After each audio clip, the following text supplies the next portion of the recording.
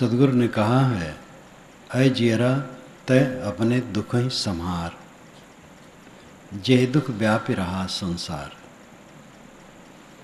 माया मोह बधा सब लोई, अल्प लाभ मूल गो खोई। मोर तोर में सबे बिगुरचा, जननी गर्भवद्र मां सूता। और लंबा पद है। प्रथम प्रकरण रमैनी की 84वीं रमैनी है।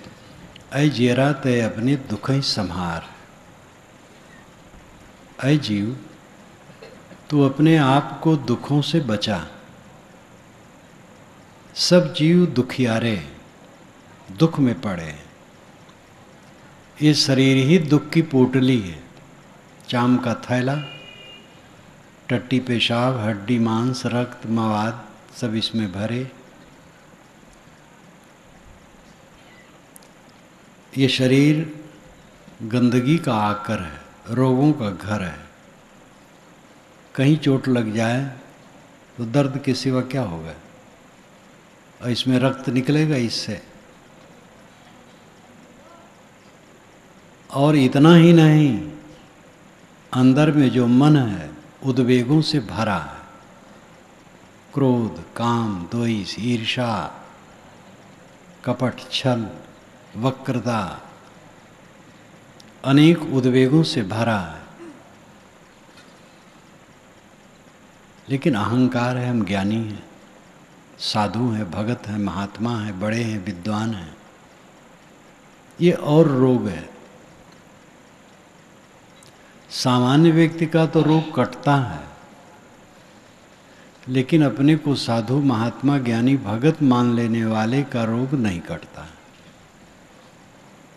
दासा तन में रुचि नहीं है, अपने को मनवाने में रुचि है, तो और उल्टा हो जाता है।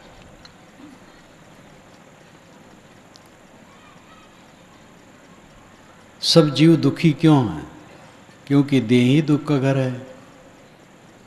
और जिन प्राणी पदार्थों के बीच में हम बसे हैं वो सब परिवर्तनशील हैं। पदार्थ सब हर क्षण बदल रहे हैं। प्राणियों के मन बदल रहे हैं। जहाँ सब कुछ बदलने वाला है वहाँ स्थिरता कहाँ है? जिनके प्रति हमारी बड़ी आस्था है, बड़ा मोह है, बड़ा प्रेम है, उनका मन बदल जाता है। कला कला कला कला, सारा संसार कला से भरा।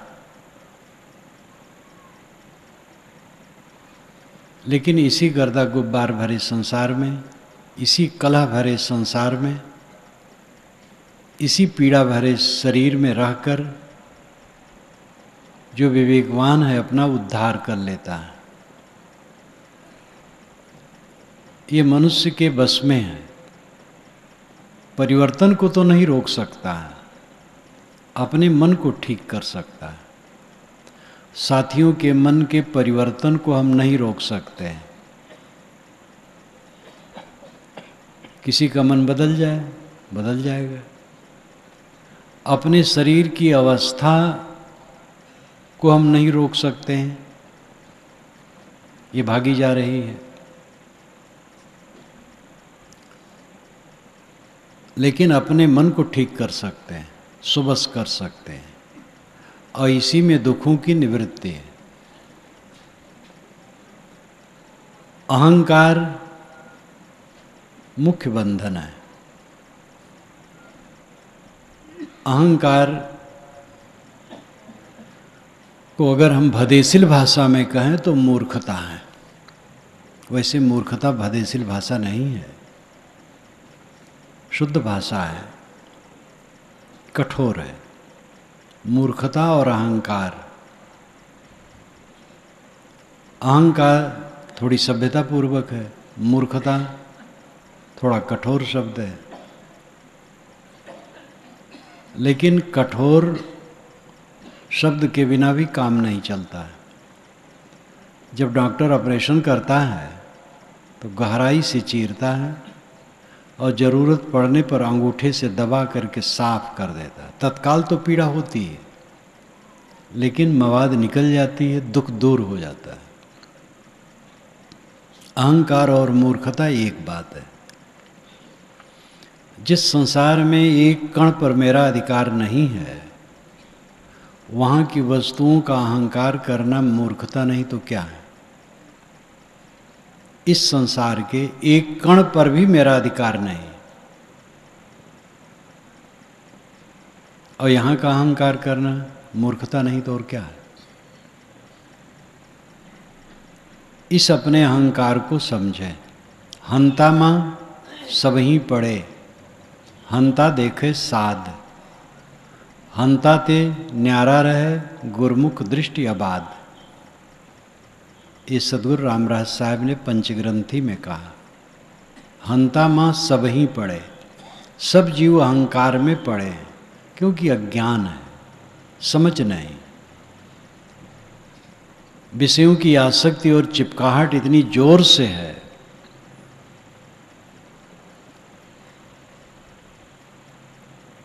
कि उसको लेकर के मन में अहंकार भरा हो, समझ में नहीं आता है कि अहंकार है। हंता माँ सब ही पड़े, हंता देखे साध। जो अपने अहंकार को देखे वो साधु है, किसी वेश में हो और किसी लिंग में हो, स्त्री हो, पुरुष हो, नपुंसक हो, और वेश साधु का वेश हो, गृहस्थ का वेश हो, किसी वेश में हो, मनुष्य हो, जो अपने अहंकार को देखे वो साधु है। और हंता ते न्यारा रहे, अहंकार से अलग रहे, गुरमुख दृष्टि आबाद। गुरमुख दृष्टि लेकर के बाधा रहित मार्ग में चले।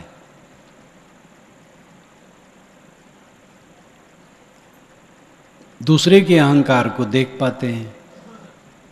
एक महात्मा ने, मैं कभी कार्यक्रम में गया था तो उन्होंने पूछा कि महाराज, जब किसी का अहंकार देखने में आता है तब उनसे श्रद्धा नहीं रह जाती। तो मैंने कहा कि आप किसी के अहंकार को क्यों देखते हैं, अपने अहंकार को देखें। दूसरे के अहंकार को देखने का हमारा क्या अधिकार है, और उसको देख करके फायदा क्या होगा। अपना अहंकार देखें। किसी का अहंकार देखें तो ये सोचें कि ऐसे अगर मेरे अहंकार होगा तो लोग मुझे क्या कहेंगे। अपना स्वभाव अपने को प्रिय होता है, गंदा स्वभाव भी अच्छा लगता है। अगर दूसरे का वैसा स्वभाव है तो उसको देख करके खटकता है, तो निर्देश लेना चाहिए कि ऐसा ही स्वभाव दूसरे लोग जो हमारा देखेंगे तो उनको कैसे खटकेगा। इसलिए किसी की त्रुटि देख करके ये सोचना चाहिए कि ऐसी त्रुटि मेरे में ना आए। अब आप दूसरे के अहंकार को देखने के चक्कर में पड़े। साधक अपने को देखता है, दूसरे को नहीं। दूसरे में इतने ध्यान रखा जाता है कि कोई ज़्यादा उटपटांग है तो समझ ले, समझ करके सावधान हो जाए।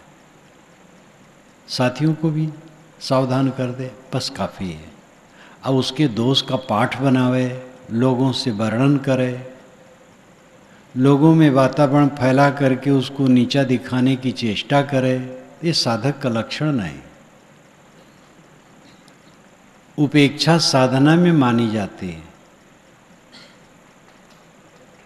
जो ऐसे लोग हैं कि जिनको हम सुधार नहीं सकते हैं और टेढ़े चलते हैं और सुधारने का बल हमारे में नहीं है,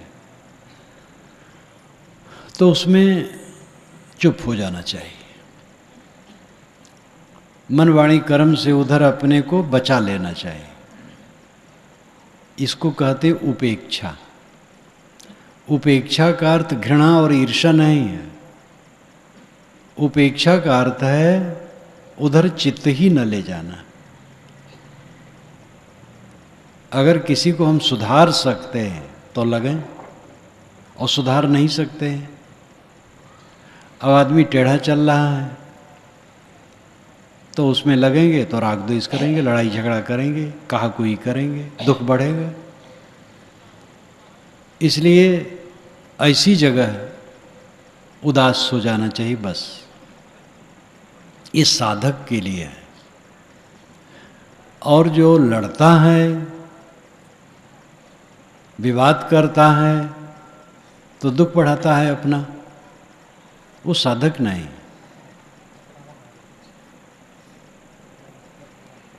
दूसरे की बुराइयों को कहने सुनने से चित्त में जब वो बारंबार आएगी बुराई, तो अपना मन दूषित होगा और दूसरे की हित तो होगा नहीं, अपना अहित होगा। बात फैलेगी तो वही प्रतिक्रिया में कुछ कहेगा और दुख बढ़ेगा, क्या फायदा होगा। इसलिए किसी की ऐसी बात जानी जाती है तो सावधान हो जाए बस, कहे ना, किसी की बुराई का वर्णन न करे, अपने में सावधान हो जाए, अपने लोगों को सावधान कर दे, इतना काफ़ी है। और किसी की बुराई का वर्णन करना, ये अपने लिए खाई खोदना है। समय बहुत थोड़ा है, भागा जा रहा है, मौत सब के पीछे लगी है। काल खड़ा सिर ऊपरे तय जाग बिराने मीत, जाका घर है गैल में सो कस सोए निश्चिंत। काल सिर पर खड़ा है, ऐ मीत तू बिराने का मित्र हो गया, जाग बिराने मीत। हम अपने मित्र नहीं हैं, बिराने के मित्र हो गए, विषयों के मित्र, मान बढ़ाई पद प्रतिष्ठा के मित्र, काम भोग के मित्र, कुल मिलाकर के विषयों के मित्र हो गए, अपने मित्र नहीं रह गए। तय जाग बिराने मीत, जाका घर है गैल में सो कस सोए निश्चिंत। जिसका घर रास्ते में वो निश्चिंत होकर के कैसे सो रहा।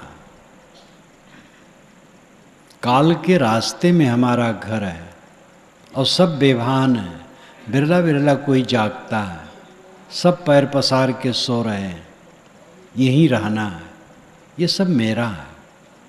मेरे समान कौन है, कौन मेरे सामने आ सकता है।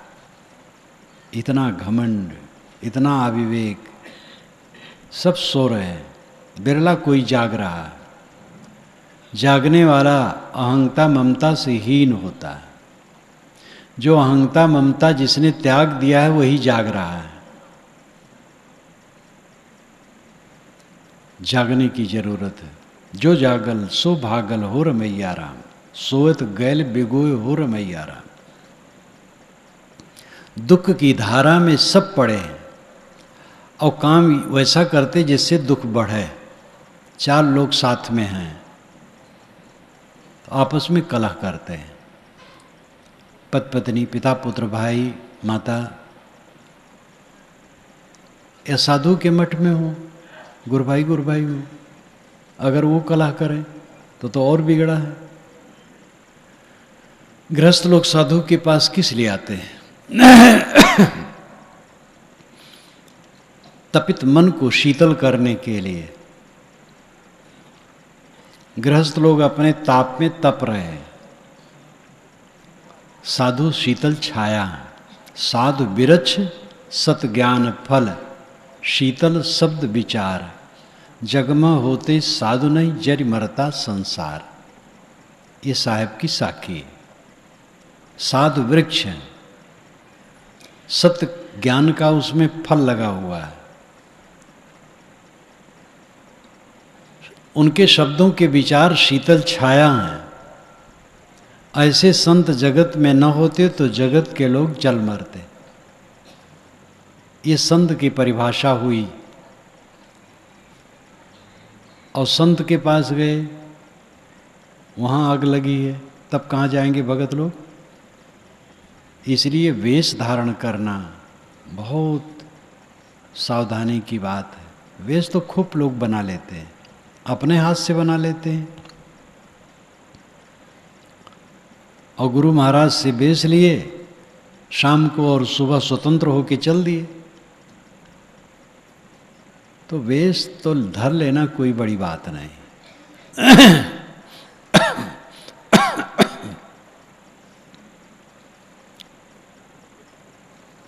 साधु वृक्ष है,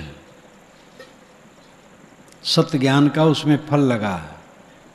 निर्णय वचनों के, निर्णय विचारों के वचन शीतल छाया है, इसलिए साधुओं की जिम्मेदारी और बढ़ जाती है। साधु हो गृहस्थ हो, जो जहाँ रहते हों, आपस में सामंजस्य जब तक न होगा सुख नहीं होगा। पति पत्नी में मैत्री भाव, पिता पुत्र में सद्भाव, भाई भाई में सद्भाव, पड़ोस के प्रति हमदर्दी, भगवान की भक्ति करते हैं और इंसान से बैर करते हैं।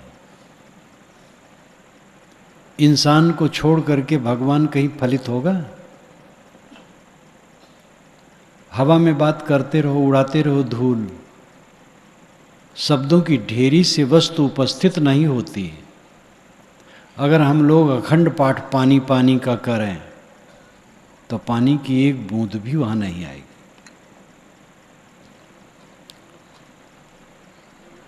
पानी लाने से पानी आएगा।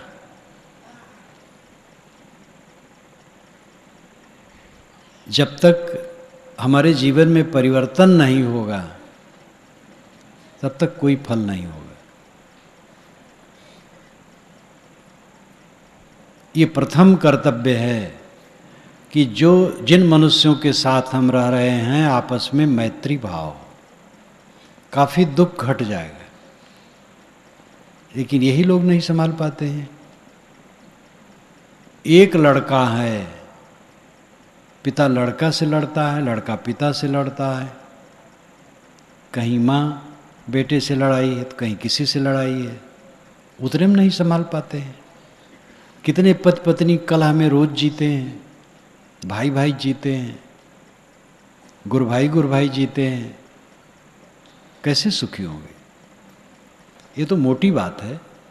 प्रेम से जीने से तनाव रहित जीवन सुख में व्यतीत हो सकता है।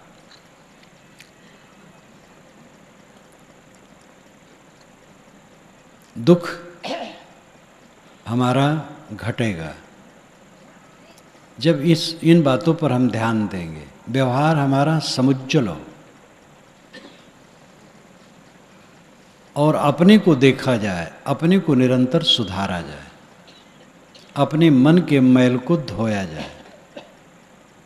दुख बाहर से नहीं पैदा होता है, भीतर से पैदा होता है। एक पेड़, विशाल वृक्ष तैयार है वर्षों में, वो भीतर से आया है। छोटा सा बीज, बट का दाना, बरगद का दाना होता है, वही अंकुरित होता है, पौधा बनता है, विशाल वृक्ष बनता है। हमारे सुख और दुख हमारे मन से पैदा होते हैं, दूसरे से नहीं। दूसरे हमारे दुख के कारण होते हैं, वो सीधे कारण नहीं, निमित्त कारण है। अगर हम सावधान रहें तो उसका हम निवारण कर सकते हैं। जैसे कोई यहाँ आकर के खड़ा होकर मुझे गाली देने लगे और उससे हम दुखी हो जाएं, तो निमित्त तो वो है, लेकिन हमारा अज्ञान है। अगर हम स्वयं ज्ञानवान हैं तो उसकी गाली से हम दुखी नहीं होंगे, उसकी समझ वैसी है। एक हवा का झोंका है, हमें दुखी होने की कोई जरूरत नहीं। अपने मन का अज्ञान निवृत्त होने पर निवृत्त हो जाता है। और हम सबके मन के अज्ञान को निवृत्त कर दें, यह संभव कहाँ है? कोई हमें कुछ न कहे, ये कहाँ संभव है? कहने वाले मिलेंगे, कहेंगे तो निमित्त तो संसार में बना रहेगा। निमित्त से ऊपर उठना चाहिए। हमारे दुखों का निमित्त दुनिया में है। जैसे कि बीमारी आ गई, एक निमित्त हो गया दुख का, लेकिन बीमारी को प्रसन्नता से, निर्विकार भाव से झेलें, संयम औषध करें, मन को दुखी न बनाएं। ये हमारा काम है। अर्थ का अभाव हो गया, धन कम हो गया, तो एक निमित्त हो गया दुख का। लेकिन उसमें गुजर बसर करने के लिए एस्टीमेट बनावे। हमसे बहुत कम धन वाले हैं, वो भी सुख से जी रहे हैं। जैसी स्थिति है उस स्थिति के अनुसार व्यवहार करें। निमित्त तो उदय होते रहेंगे। शरीर में व्याधि आ सकती है, प्राणियों का मन बदल सकता है, विरोधी लोग उपस्थित हो सकते हैं, धन की कमी हो सकती है, अपमान अनायास हो सकता है, पदोन्नति की अपेक्षा पद अवनति हो सकती है। ये सब दुनिया एक चक्र है, इसको कोई रोक नहीं सकता है।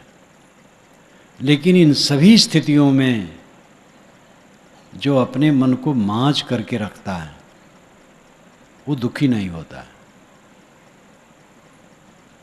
निमित्त बने रहेंगे, दुख के निमित्त बने रहेंगे, लेकिन निमित्त से प्रभावित न होना ज्ञान है। हम स्वयं दुख का उपादान हमारा अज्ञान है, निमित्त नहीं।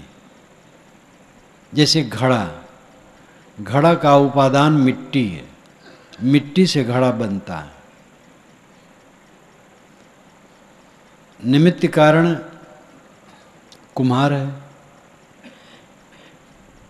कुम्हार स्वयं घड़ा नहीं बन जाता है, वो निमित्त है, लेकिन मिट्टी घड़ा बनता है।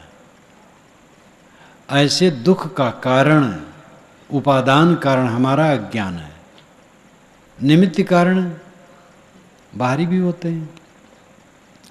सारे दुख का कारण निमित्त बाहर नहीं है, मुख्य तो हमारे मन का अज्ञान ही है। जो मन में उद्वेग है, अशांति है, बिना हेतु ही, बाहर कोई निमित्त नहीं, अपना मन ही उद्वेगित रहता है, तो अज्ञान से है। लेकिन बीमारी आने से कष्ट हुआ, अपमान से कष्ट हुआ, धन कमी होने से कष्ट हुआ, तो ये निमित्त से हुआ। लेकिन इस निमित्त में भी मुख्य कारण है हमारा अज्ञान। अज्ञान के निवृत्त हो जाने पर आदमी दुखी नहीं होता है। अब अगर ये माना जाए कि भाई निमित्त आ जाएगा तो दुखी हो ही जाएगा, तो किसी के दुख की निवृत्त नहीं होगी। बड़े बड़े लोगों को गाली दी गई है, जीवन मुक्तों को गाली दी गई है। जीवन मुक्तों को गाली देने वाले सुसभ्य लोग रहे हैं, विद्वान और साधु रहे हैं और महंत रहे हैं, अच्छे कहलाने वाले, पूज्य कहलाने वाले रहे हैं, और जीवन मुक्तों को गाली दी है। तो क्या करोगे? क्या समझता है? गोस्वामी जी कहते हैं, अबजस जोग की जानकी, मणि चोरी का कान, तुलसी लोक रिझाई वो, करस कातबो नान। क्या सीता जी अबजस के योग्य थी? अयोध्या वासियों ने सीता का अपयश किया, धोबी ने ताना मारा। ये वाल्मीकि रामायण में कहीं नहीं। वाल्मीकि रामायण के अनुसार अयोध्या के लोगों में बड़ा भ्रम था कि सीता रावण के यहाँ इतने दिन रही, उनको श्री राम ने फिर से पत्नी बना करके घर में रख लिया, तो हम लोगों की भी पत्नियां कहीं भी रहें, आएंगी तो फिर पत्नी स्वीकारना पड़ेगा। कैसा आश्चर्य है! सीता जी क्या रावण यहाँ गई थी खुशी से? वो तो पकड़ के अपहरण करके ले जाई गई थी। अशोक बनिका में रावण ने रखा था, अपने रंग महल में नहीं। और वहाँ वो कोशिश करता था कि तुम मेरी पत्नी बन जाओ, लेकिन वो फटकारती थी। वो इस राम का ही जप करते थे। सीता जी निर्दोष थी। सीता जी की निर्दोषता अयोध्या वाले नहीं समझ सके। तो आप क्या समझते हैं कि आपको सब निर्दोष समझ लें? अपजस जोग की कान, श्री कृष्ण महाराज के ऊपर ऑब्जेक्शन लगा था कि उन्होंने मणि की चोरी की है। श्री कृष्ण जी का स्वभाव था दूसरा, वो उसके पीछे लग गए और जहाँ से मड़ थी प्राप्त करवाई तो अबजस करने वाले लज्जित हुए। श्री राम का स्वभाव दूसरा था, पीछे नहीं लग पाते थे, बड़ा ज़्यादा शील में पड़ जाते थे, तो उस छानबीन कुछ नहीं किए। नहीं तो अयोध्या वासियों को बैठा करके बात करनी चाहिए, कुछ नहीं किए, चुपके से निकाल दी। तो सीता जी अबजस के योग्य नहीं थी और मड़ चोरी कन्हैया ने नहीं किया था, लेकिन उन दोनों को बदनाम किया गया। ये एक उदाहरण है। दुनिया में आज तक कोई ऐसा नहीं हुआ है जो निंदित नहीं किया गया है। इसलिए इसकी चिंता नहीं करनी चाहिए कि लोग हमें क्या कहते हैं। शरीर है तो कभी रोग व्याधि आ सकती है, अर्थ की उन्नति में घटाव हो सकता है। इस संसार चक्र ऐसा है, स्थिर नहीं रहता, ये चक्के की तरह घूमता है ऊपर से नीचे तक। किसी भी निमित्त से दुखी होना अपने अज्ञान का फल है। ऐसा पक्का साधन बनावें हम किसी स्थिति में भी दुखी न हो, ये पूरी मानवता है। सदैव प्रसन्न रहें, अंदर से निर्भय प्रसन्न सुखी, ऐसा जीवन बनाएं। अपने को ठोकें कसें, अपने को संभालना। दूसरे को तो केवल राय दी जा सकती है। कृतार्थ आत्मा जीवन मुक्त पुरुष के शिष्य होते हैं, लेकिन वो सब शिष्यों को जीवन मुक्त नहीं बना सकते, राय दे सकते हैं, केवल राय दे सकते हैं। शिष्य लोग जितना शासन मानेंगे उतना आगे बढ़ेंगे। शिष्य शासन शब्द से बना है। शासन, शासन का मतलब उपदेश, शिक्षा, उसी से शिष्य बना है। शिष्य वह है जो शासन माने, उपदेश माने। लेकिन उपदेश मान पावे तो, नहीं मान पाएगा तो गुरु क्या करेंगे? गुरु बेचारा क्या करे? शिष्य में है चूक, भावे तो ऊपर मुँह दिए, बांस बजाए फूक। इसलिए कोई जीवन मुक्त पुरुष भी अपने शिष्यों को जीवन मुक्त नहीं बना सकता है। स्वयं परिश्रम से होने वाला है।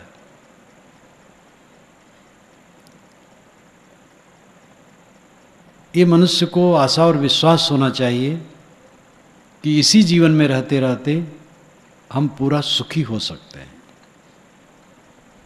आपका उद्देश्य क्या है? क्यों भाग भाग फिरते हैं? क्यों धन कमाते हैं? क्यों परिवार बटोरते हैं? क्यों मठ स्थापित होता है? ये प्रचार प्रसार क्यों? गृहस्थ और विरक्त का जितना श्रम है क्यों? सब दुख निवृत्ति के लिए। लेकिन ठीक से समझ न होने से बहुत काम करने पर भी दुख निवृत्त नहीं होता है। कमाना धमाना तो इसलिए है क्योंकि शरीर का गुजर करना है। शरीर की रक्षा किए बिना शरीर से साधना असंभव है। मेरे शरीर के रक्षक बहुत से लोग हैं, इसलिए उनकी भी सेवा करनी है। ये दुनिया सहयोग का घर है, सहकारी समिति है। एक दूसरे का सहकार चाहिए। अनेकों के श्रम से मेरी आध्यात्मिक और आधिभौतिक उन्नति होती है। देखो यहाँ प्रकाश जल रहे हैं, प्रकाश कहाँ से आ रहा है? यहाँ की व्यवस्था जिन्होंने की है उनकी व्यवस्था में हम लाभ ले रहे हैं। कोई भोजन बना रहा है, हम नहीं बना रहे लेकिन खाएंगे। लोगों के सहयोग से हमारा जीवन चलता है। अनेकों के ग्रंथ हमने पढ़े हैं और पढ़ते हैं जिससे हमारा कल्याण हो रहा है। लिखने वाले कौन है? प्रकाशक कौन है? स्याही बनाने वाले कौन है, कागज बनाने वाले कौन है, छापने वाले कौन है, अक्षर जोड़ने वाले कौन है। एक एक बात देखिए। कपड़े हम लोगों ने पहन रखा है, इसमें बैठने वालों में सब कपास नहीं पैदा करते हैं, सब रुई नहीं धुनते, सब सूत नहीं काटते हैं, सब कपड़े नहीं बुनते हैं, लेकिन कपड़े सब पहने हैं। तो कपड़े बनाने वालों का उपकार हमारे ऊपर है। आप नज़र दौड़ाइए तो हमारे आध्यात्मिक और आधिभौतिक दोनों उन्नतियों के मूल में ये पूरी सत्ता का सहयोग है। इसलिए हमारा कर्तव्य बनता है कि हम सेवा परायण हों, तन से, मन से, धन से, वचन से, ज्ञान से, जो शक्ति हमारे पास हो उससे हम भी सेवा समर्पित करें। तो ये अदलू बदलू की दुनिया है, लेना देना करना। तो जीवन की रक्षा के लिए सब करना है, लेकिन जीवन किस लिए है? क्यों खाते हैं, क्यों जीते हैं? जीने का मतलब क्या है? रेंग रेंग करके जी करके मर गए कीड़े के समान, क्या मतलब हुआ? सब कुछ का मतलब है दुख की निवृत्ति, दुख से छूट जाना, दुखी ना होना, आनंदित रहना, प्रसन्न रहना, निर्भय रहना। जीना मरना दोनों बराबर लगना। शरीर है ठीक, अभी शरीर के मौत का समय आ जाए ठीक, अभी शरीर छूटने लगे, कोई हर्ज नहीं, कोई परेशानी नहीं। संग चले सो धन है, संतो छूट जाए सो माया। जो साथ में चले वो धन है, और जो छूट जाए वो माया है। ऐसा मन मजबूत हो। लड़के ने कुछ कह दिया, दुखी ना हो। पत्नी ने कुछ कह दिया, पति ने कुछ कह दिया, भाई ने कुछ कह दिया, गुरु भाई ने कुछ कह दिया, किसी ने कुछ कह दिया, दुखी ना हो। आपत्ति विपत्ति आ गई, दुखी ना हो। प्रसन्नता से उसको काटने का प्रयास करें। सुर नरमुनि ओ देवता, 7 दीप 9 खंड, कहें कबीर सब हो गया देह धरे को दंड। साहब कहते सुर नर में देवता, 7 दीप 9 खंड के सभी लोग देह धरने का दंड भोगते हैं।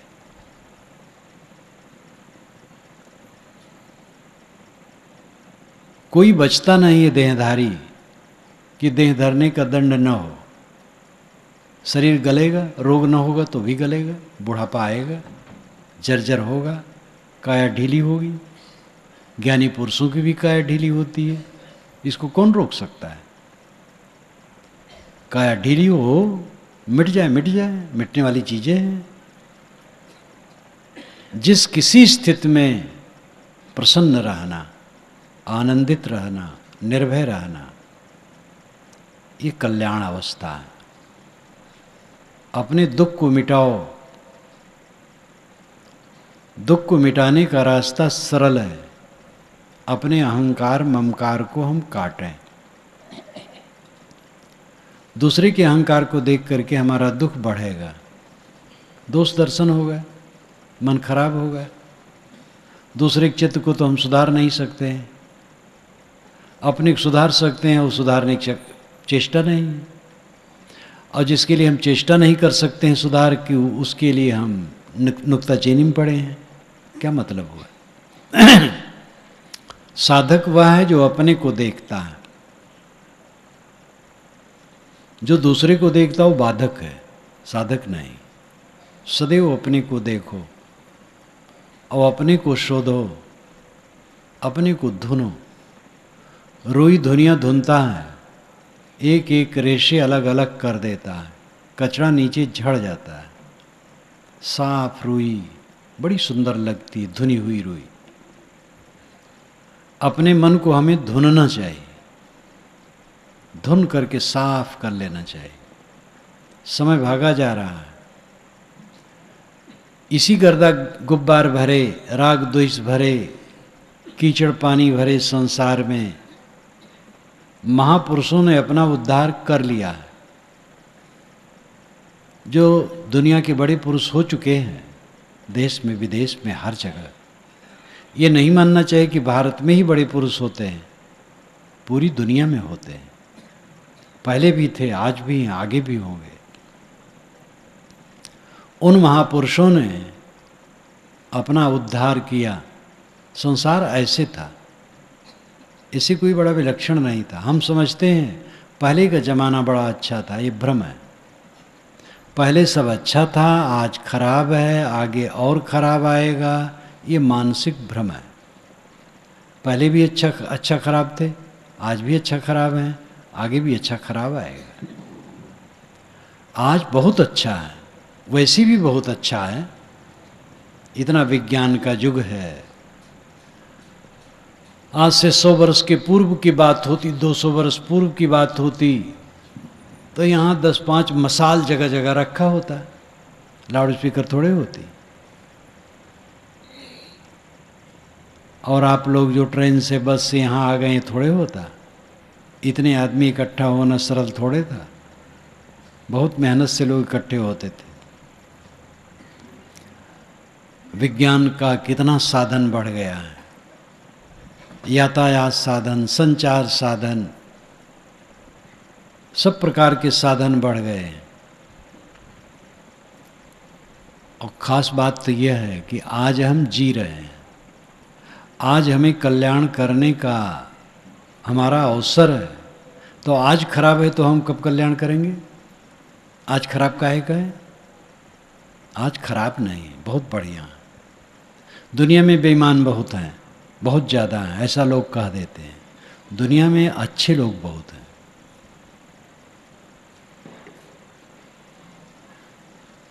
गलत लोग कम होते हैं, उनका प्रचार ज़्यादा होता है।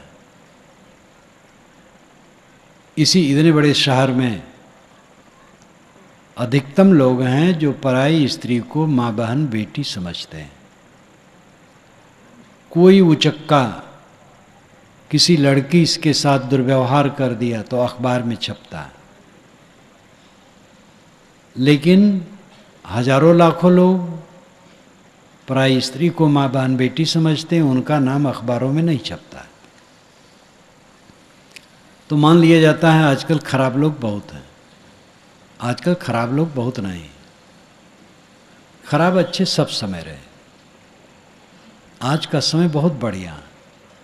हम लोग चलते हैं फिरते हैं, आंखें न होती, रास्ता न देख सकते, ग्रंथ न पढ़ सकते, महापुरुषों के दर्शन न कर सकते, हाथ न होते सेवा न कर सकते, पैर न होते चल न सकते, बुद्धि न होती कुछ समझ न सकते, ये सारी योग्यताएं प्राप्त हैं। कितना बढ़िया समय है। संत सदगुरु मिले हैं, सदग्रंथ मिले हैं। अब हमें अपना काम करना है। समय खराब नहीं है, समय अच्छा है, सब कुछ ठीक है।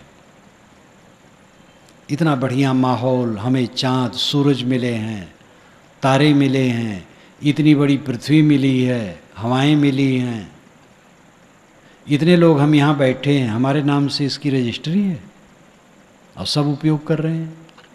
आप लोगों के नाम से नहीं, मेरे नाम से भी नहीं, कबीर पारक संस्थान के नाम से रजिस्ट्री, और हम लोग उपयोग कर रहे हैं। सड़क में आप आए हैं, वो कबीर पारक संस्थान का नाम भी उसमें नहीं है और सड़क का उपयोग आप किए हैं। बस में आए हैं, ट्रेन में आए हैं, वो भी किसी के नाम से नहीं है और उपयोग किए हैं। हवाएं आती हैं, किसके नाम से रजिस्टर्ड है? चाँद सूरज किसके नाम से रजिस्टर्ड है? इतना वरदान सब तरफ से हमें मिल रहा है। संत जन रास्ता दिखाने वाले हैं, हमें अपने को ठीक करना। समय अच्छा है, लोग बुरे नहीं हैं, लोग सब अच्छे हैं, हम बुरे हैं। अपनी बुराई देखना। कोई बुरा है वो जाने, उसका सर दर्द हो गया, उसके पीछे हम क्यों पड़े? अपने को देखें।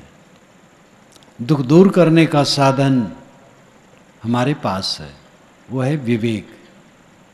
लेकिन विवेक ऐसे जगता नहीं,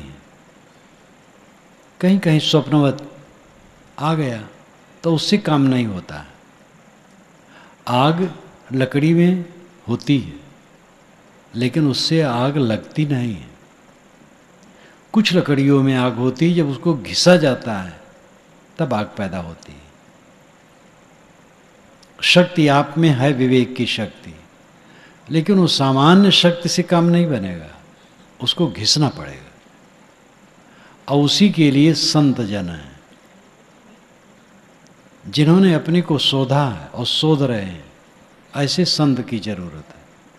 वेश तो बहुत है, साधु और वेश में बड़ा अंतर है। जो साधक है, जो साधना में लौलीन है, जो दुख निवृत्त है, ऐसे संत की जरूरत है। उनको संत कहो, गुरु कहो, पीर कहो, औलिया कहो, महात्मा कहो, वो भाषा है, बात एक है। पूरी दुनिया में आप किसी का साहित्य उठा के पढ़िए, चाहे ईसाइयों का, चाहे इस्लामियों का, चाहे हिंदुओं का, जैनों का, बौद्धों का, और कबीर पंथ, वैष्णव, वेदांत, किसी का भी, हर जगह गुरु का महत्व है।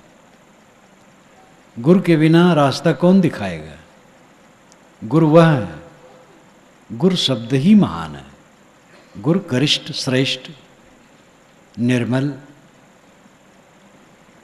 जो केवल मुख से उपदेश करता हो ऐसा नहीं, आचरण में हो, वो गुरु है। ऐसे गुरु की जरूरत है।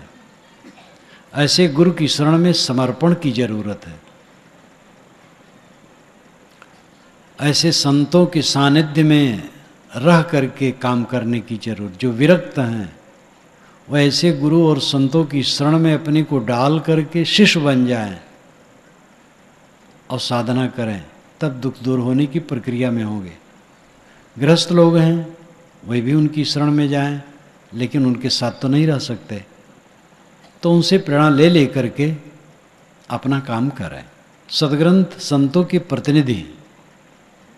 मेरे अपने जीवन में सद्ग्रंथों ने जो मेरा उद्धार किया, मैं स्वयं इसका अनुभव करता हूँ। पहले जब मैं वैदिक साहित्य में डूबा था, थोड़ी उम्र में, तो उस समय भी संत महात्मा कोई मिलते थे तो उस मार्ग के भी बोधवान नहीं मिलते थे। कोई मिल गया, कोई गजेड़ी है, कोई भंगेड़ी है,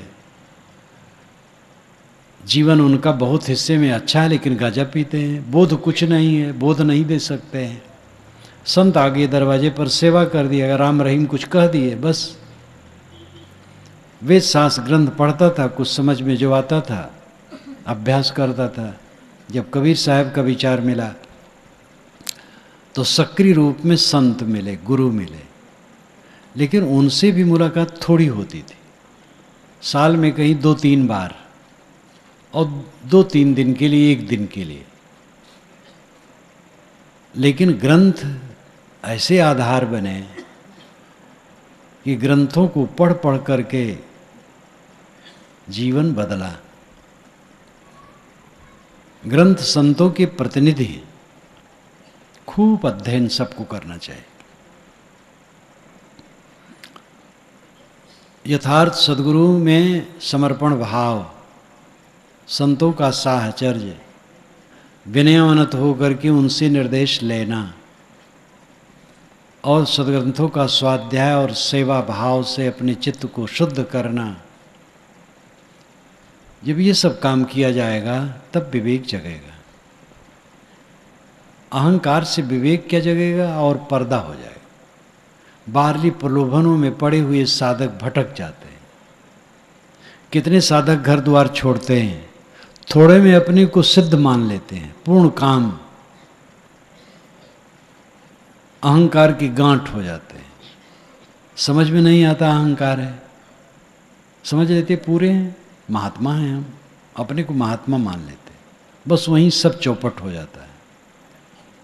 साधक विनयावनत हो करके गुरु की शरण में चलता है, उसके हृदय में विवेक उदय होता है। बहुत महीन रास्ता है। साहब का घर दूर है जैसे लंबी खजूर, चढ़े तो चाखे प्रेम रस, गिरे तो चकनाचूर। तो दूर कैसे है? ये विषयासक्ति नचाती है सबको। जो विषयों के प्रति चिपकाहट है, काम भोग के लिए चिपकाहट है, तो सम्मान भोग के लिए चिपकाहट है, गुरु बनने के लिए, गुरु बनने की चेष्टा विषयासक्ति है।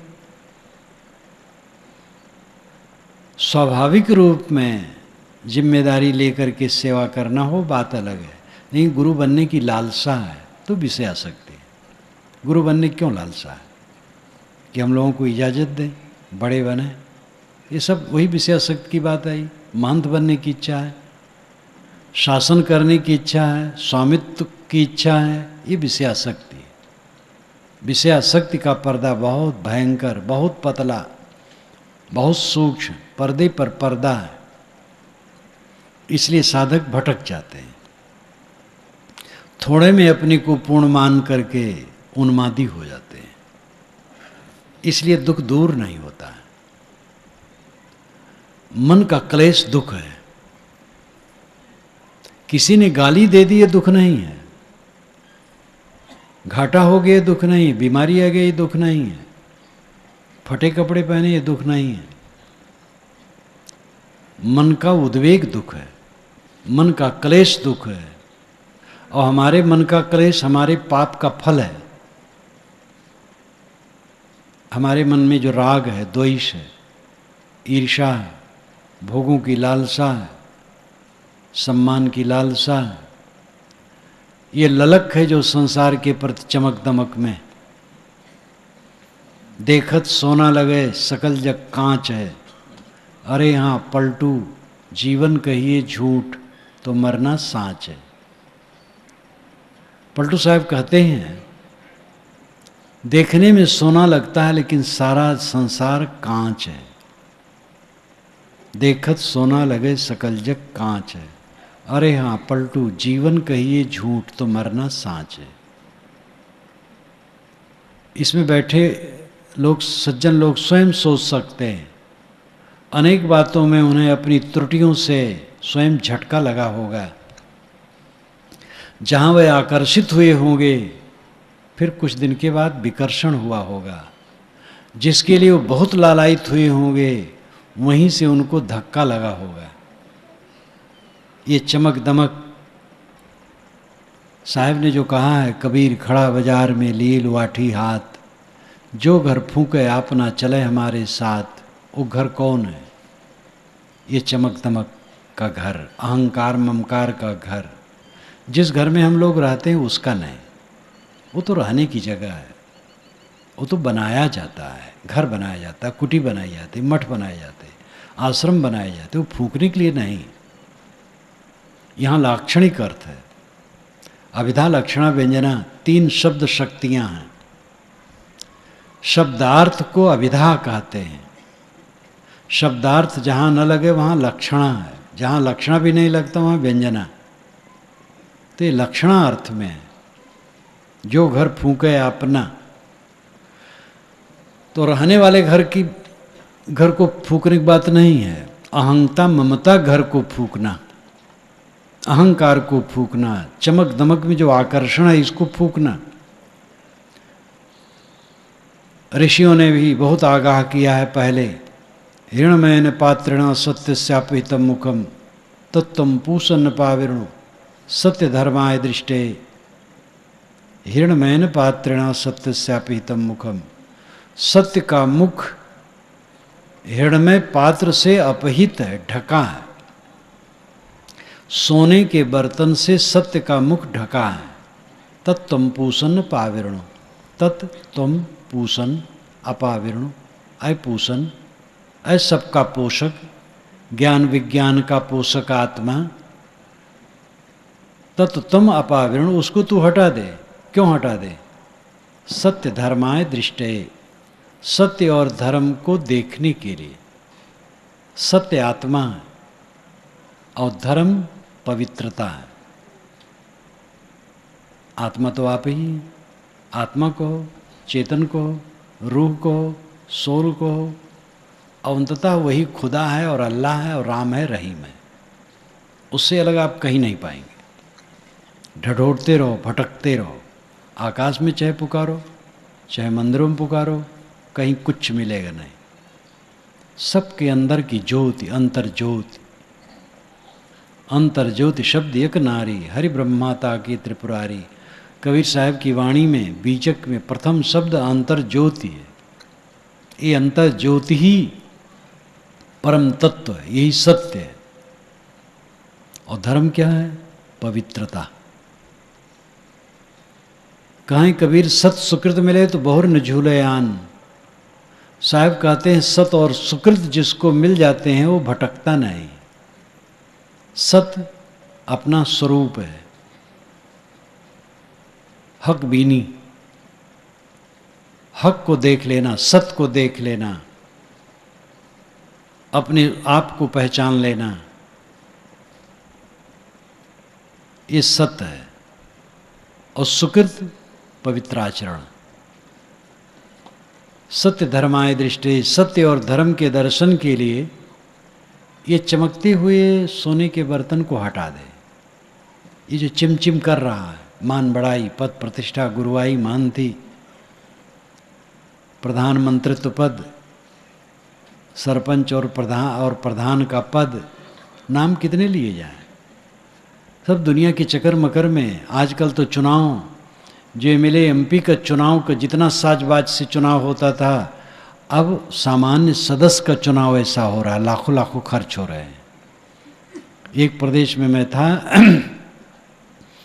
कहाँ साहब, सरपंची के चुनाव में और उसके ग्राम पंचायत के सदस्यों के चुनाव में इतने शराब बांटे गए हैं कि हद है। तो ये सब में तो पतन है। चमक दमक में अब आजकल पंचायतों को हक ज़्यादा मिल गया है, पैसा ज़्यादा आता है काम करवाने के लिए, इसलिए होड़ मच गई है, द्वंद्व बढ़ गया है। चमक दमक हर जगह, चमक दमक वही पाप पैदा करती है, हम प्रलुब्ध हो जाते हैं। इसलिए कल्याण का रास्ता वैराग्य है। वैराग भड़काऊ शब्द है।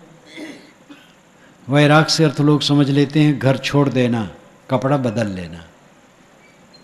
वैराग का अर्थ ये नहीं है। वैराग का अर्थ है अनासक्त हो जाना। आप घर में रहें या घर छोड़ दें, ये योग्यता पर निर्भर करता है। घर जल्दी न छोड़ें, घर में रहें। और घर छोड़ें तो सही ढंग से छोड़ें। घर छोड़ें तो किसी वैरागवान की शरण में समर्पित हो जाएं और साधना करें। और घर छोड़ करके बस फिर भटकना, ये कोई फायदेमंद नहीं। तो घर में रहो, घर छोड़ के रहो, जो जहाँ हैं सबको वैराग की जरूरत है, अनासक्ति की जरूरत है।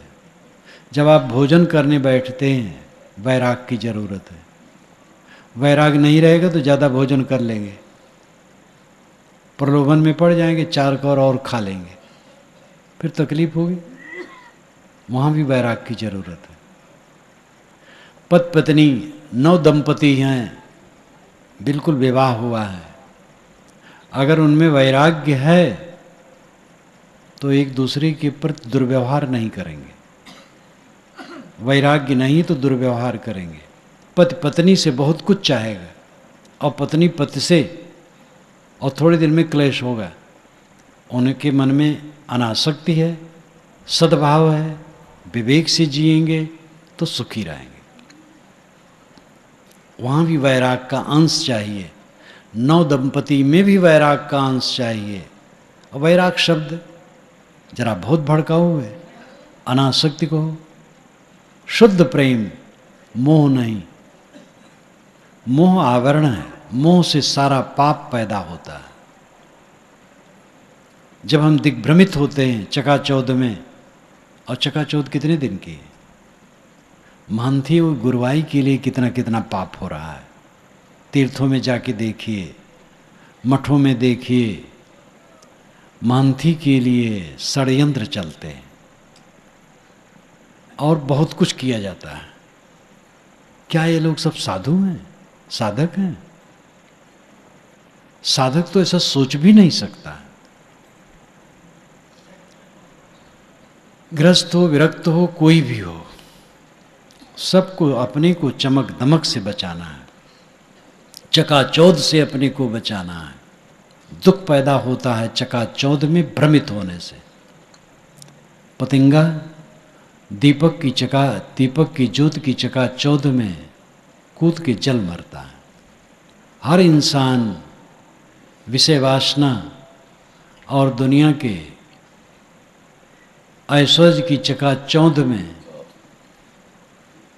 अनेक विकारों को पैदा करके अपने मन को नरक बना लेता है। मन की पूरी निर्मलता सच्चा सुख है। दुख की निवृत्ति मन की पूरी निर्मलता में। ये जितनी चर्चा हुई है ये कोई संप्रदाय की बात नहीं, किसी संप्रदाय की बात नहीं, ये आपके अस्तित्व की बात है। आप कबीर साहब की वाणी पढ़िए, बीजक। कोई संप्रदाय उसमें है ही नहीं, कबीर पंथ तक का नाम नहीं है, कोई नियमावली नहीं है, कोई पूजा पाठ का विधान नहीं है। प्राप्त विचारों पर समीक्षा है और सत्य का उद्घाटन है। आप हैं, आपका अस्तित्व है, अब आप दुखी हैं। मन का क्लेश, मन का उद्वेग, मन का संताप, मन का भय, मन की पीड़ा, ये क्लेश है। और इसकी निवृत्ति के लिए सरलता, पवित्रता, सेवा, भक्ति, ज्ञान, विवेक, ये सब की जरूरत है। अय जेरा तय अपने दुख संहार, जय दुख व्याप रहा संसार। सारा संसार दुख में तप रहा। माया मोह बधा सब लोई, सब लोग माया के मोह में बधे हैं। अल्प लाभ मूल गो खोई, अल्प लाभ थोड़ा लाभ और मूल खो जाता है। किसी आदमी को लटा दिया जाए, जवान पर एक एक बूंद मधुरस टपकाया जाए और गर्म लोहे से पूरे शरीर को दागा जाए। दुनिया का सुख ऐसे है, जरा सा मधुरस जीभ पर टपका करके पूरे देह को तपाया जा रहा है। दुनिया के सुख के भ्रम में पड़ करके इंसान गलत आचरण करता है। एक खुला गलत आचरण है असंवैधानिक, और एक संवैधानिक घेरे के अंदर में रह करके दुराचार करता है। आप किसी का रोटी छीन करके खाइए, ये गैर कानूनी है, खुले रूप में पाप है। लेकिन अपनी ही मेहनत की रोटी हो और ज़्यादा खाइए, ये भी पाप है, इससे तकलीफ होगी। माया मोह बधा सब लोई, अल्प लाभ मोल गो खोई। मोर तोर में सबे बिगुरचा, मोर तोर में सब उलझे। मोर तोर मानना पड़ता है, अपना घर, अपना मकान, अपना आश्रम, अपना खेत, अपनी दुकान, अपना कारखाना मानना पड़ता है। लेकिन विवेकवान समझता है ये व्यवहार है, परमार्थ अपना कुछ नहीं, तत्वता अपना कुछ नहीं। तो ये जो चित्त तप रहा है, मन जल रहा है, भय और संताप में सब जीव ग्रसित हैं, इससे त्राण पाने के लिए, इससे निवृत्त पाने के लिए सद्गुरु संतों की शरण है। सेवा भक्ति द्वारा अपने चित्त को शुद्ध करना, स्वाध्याय साधना सत्संग द्वारा विवेक को जगाना और विवेक के मार्जन से अपने मन को निर्मल करना निरंतर। निर्मल मन में दुख का अभाव होता है और सच्चा सुख उदय होता है। तब आदमी उस समय भी इसी संसार में रहता है जब तक शरीर रहता है, और इसी हाड़ चाम की काया में रहता है, लेकिन निर्भय रहता है, संतुष्ट रहता है, तृप्त काम रहता है, आत्माभिमुख रहता है। वो व्यवहार करते हुए भी अपने में संतुष्ट रहता है, पूर्ण शीतल, ठोस शीतल रहता है। ये अवस्था आप प्राप्त कर सकते हैं, सब प्राप्त कर सकते, स्त्री पुरुष गृहस्थ विरक्त कोई भी हो, पूरा काम करना पड़ेगा, आधे से काम नहीं चलेगा। लगना चाहिए, जम के लगें और आगे बढ़ें। इसी के साथ मैं अपनी वाणी को विराम देता हूँ। बोलिए सद्गुरु देव की जय।